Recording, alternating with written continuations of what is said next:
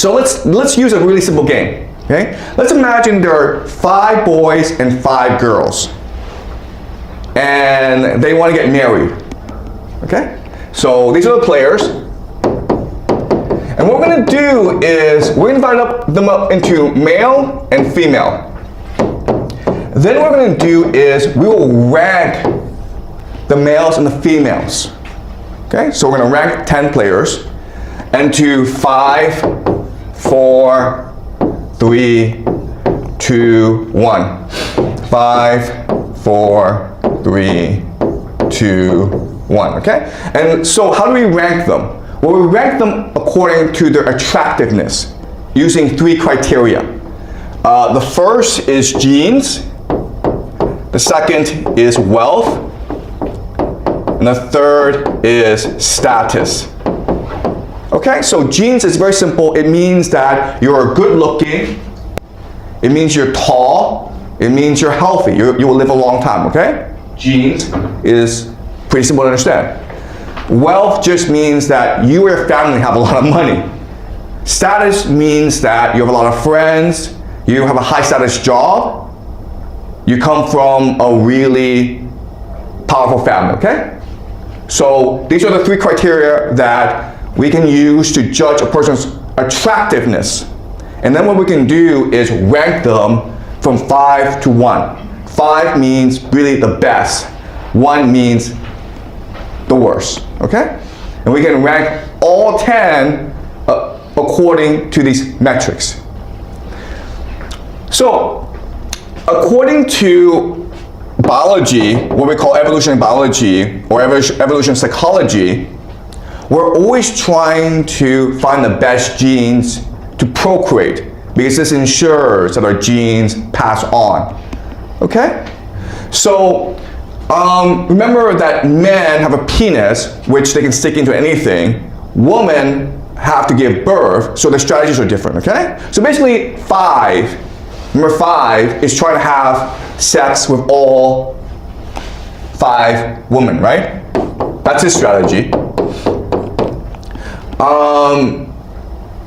But female number 5 wants to ensure that she only gets 5. Okay? So these are different strategies. And according to evolutionary psychology, all 5 of these females should try to procreate with number 5, okay? But we know you can't do this. It's suicidal. Why is it suicidal? Because the human race couldn't survive, right? It'd be idiotic to do something like this, where all 5 women are just trying to marry this one guy, and maybe him, okay? But these 3 are eliminated. Because then your society would collapse. You couldn't have that many children. So this can't possibly be true, right? So let's figure out what should happen. Okay. All right. So let's think about this rationally, or from an economics perspective. All right. So again, number 5, he's trying to maximize the game. So he's trying to sleep with all 5 women, okay? The problem if he does that is these 5 know they're all being played. And they recognize that this guy is probably an asshole. So 5, the best woman is like, you know what? There's not much of a difference between 4 and 5, so I'll just go marry this guy, right? So number 4 is gone. And number 4 is like, you know what? 5 is probably making a good decision, so I'll just go marry number 3, right? And then what happens now is that 5, by trying to marry all the women, is stuck with the worst choice, right? So that's kind of stupid for him. He's stuck with number 1. But guess what? If any of these guys try this crap, the same thing happens to him, where 4 is like, you know what, I can't get 5, but I'll try to get 4 and 3 together. And then 3 is like, screw you, I'm gonna go and marry 2, 4 is gonna marry 3, okay? Then he's stuck with 1 as well, or he's just alone. So if they try to individually maximize their outcome, they all get screwed in the end. So the only way out of this is that they cooperate. Okay? And the best way to cooperate is basically 5 is like, you know what, screw this, I'm not gonna go after 4 or 3, I'll just have number 5, okay? Right? 4 is like, yeah, I'll just go marry 4. No dating, no games, I'll just go marry 4. And 3 marries 3, 2 marries 2, and 1 marries 1, okay? And the world now is perfect. Everyone has a husband and a wife, and they can now just have children, and the world is perfect. And this is actually the best strategy for all the players, right? We call this, the word in game theory we use for this is called the Nash equilibrium.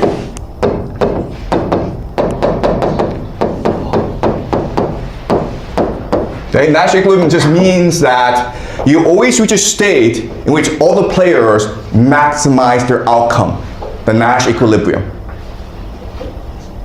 And so the world makes sense now. There's a problem with this though. And the problem is, in real life, no one does this. Okay? In real life, no one actually follows this rule. Nash equilibrium is just a theory we made up. But in real life, that's just not what happens. What happens in real life is we choose to be suicidal. Okay?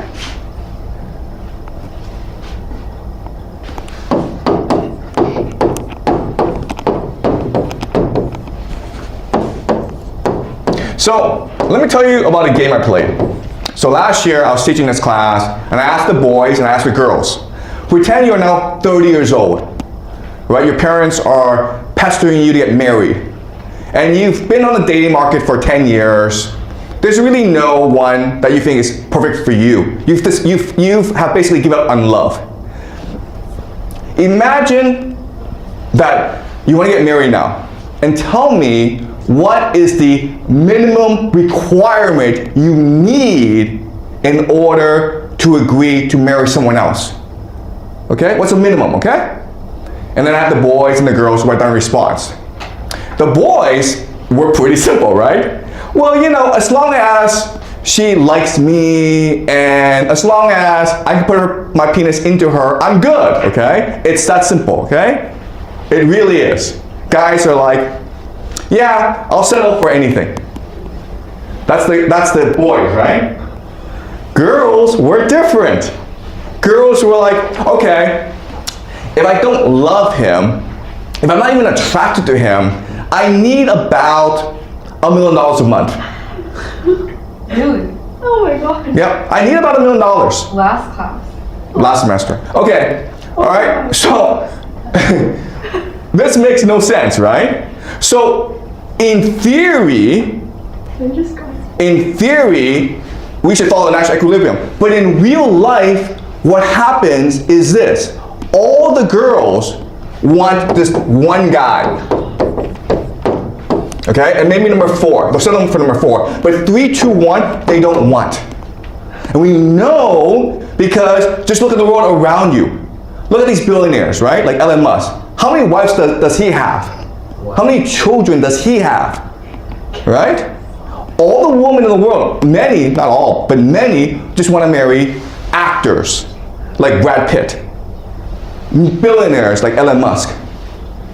Right? And 3, 2, and 1, what do? Well, they watch Netflix, they watch porn, they play video games. They've given up on life, okay? They're like, we don't care. We call these people incels, right? Involuntary celibates, because basically they've given up on life and life has given up on them. So this entire competition is between number 5 and 4 for all the women in the world. And this is again suicidal. This will lead to the death of humanity. And the question now is, okay, why are we suicidal? And so let's look at game theory analysis, right? The players, the rules, and incentives. We know who the players are. The players are doing stupid things. The rules we know, okay? But the incentives is something that we have to think about. Why are they behaving like this? And the answer is because they're not interested in sex or procreation. What they're interested in is status. Okay, that's the game they're playing, status. I don't want to marry someone to have children. I want to marry someone so I can take a picture of her and post it on Instagram so I can get a lot of likes. I want to marry someone so I can walk with her in the mall and all the guys are jealous. I want to marry someone who I can brag about.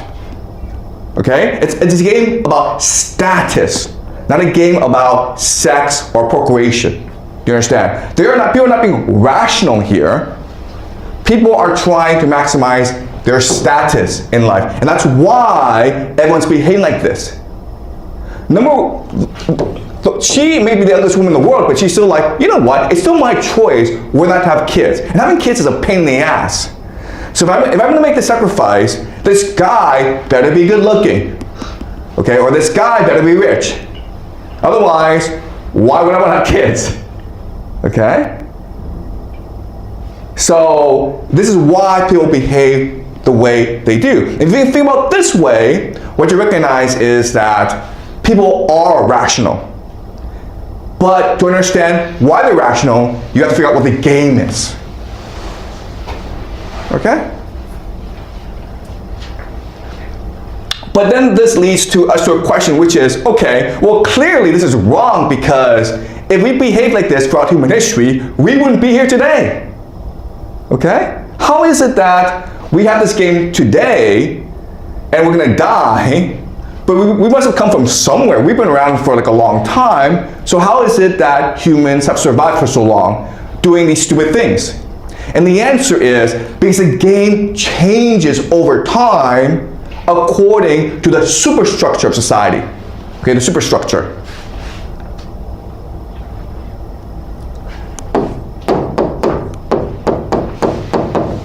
The superstructure is what determines the nature of the game. Superstructure, just think about the big picture, right? How many people are there? Is society wealthy or poor? Are there enemies to this society? Okay, this is the superstructure, the big picture, demographics, economics, culture, politics, religion. And these things together is what determines the nature of the game.